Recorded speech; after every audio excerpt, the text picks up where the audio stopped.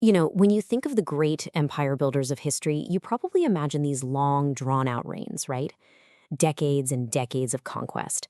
Well, what if I told you one of the most transformative reigns in history lasted just 8 years? We're talking about the Ottoman Sultan Selim I. In less than a decade, he didn't just rule, he completely redesigned his empire, redrew the entire map of the Middle East, and set the stage for the next 400 years. He was its architect, and this is how he did it. I mean, it's a wild question, isn't it? How on earth does one person take a regional power and turn it into a global superpower in just 8 years? It seems impossible.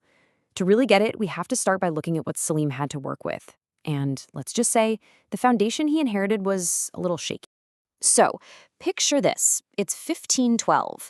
Selim takes the throne, and the empire his father left him is, well, it's coasting. His dad's policies were all about keeping the peace, but that calm was deceptive. Under the surface, there was serious unrest brewing, and a massive threat was growing in the east. The whole structure was unstable, just waiting for a new architect with a radically different set of blueprints.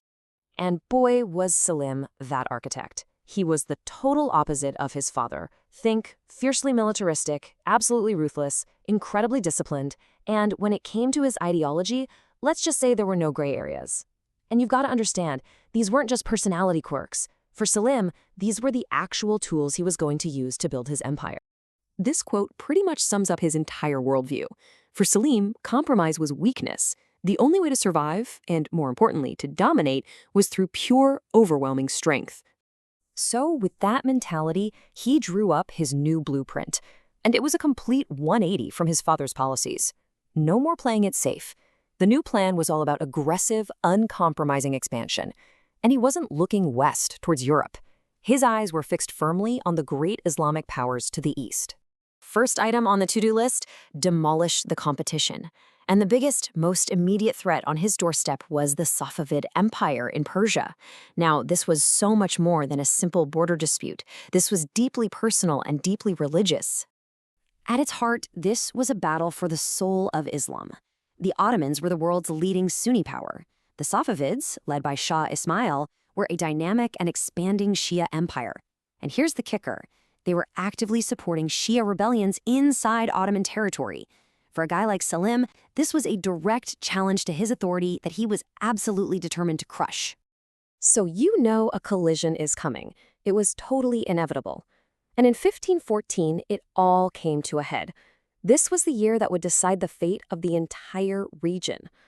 The Battle of Chaldiran was really a clash between two different worlds. The Safavids had their legendary, fierce cavalry, but Selim brought the future. He brought gunpowder, disciplined janissaries with firearms, backed by a massive wall of cannons. It was like bringing a machine gun to a sword fight. The result? A complete and devastating victory for the Ottomans.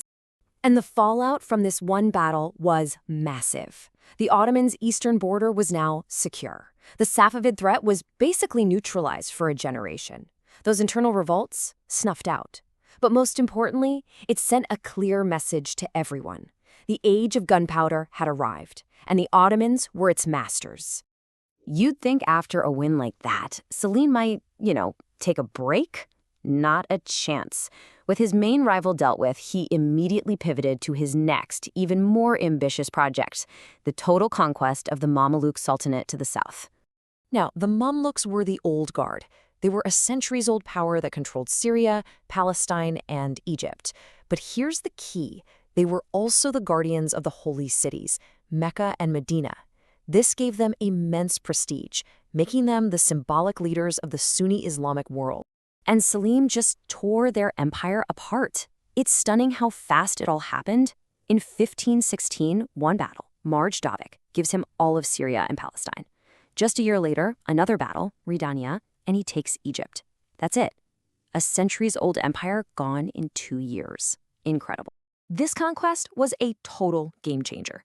It wasn't just about grabbing more land. The Ottomans now controlled vital trade routes, absorbed huge new populations, and inherited the Mamluks' vast religious authority. And with that authority came the ultimate prize, the caliphate. By conquering the holy cities, Selim could now claim the title of caliph, the spiritual and political leader of Sunni Muslims everywhere. This was huge. The Ottoman Sultan was no longer just an emperor of one nation.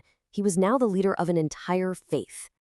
So, after 8 frantic years of demolition and construction, the architect's work was done. The old empire was gone, replaced with something far grander.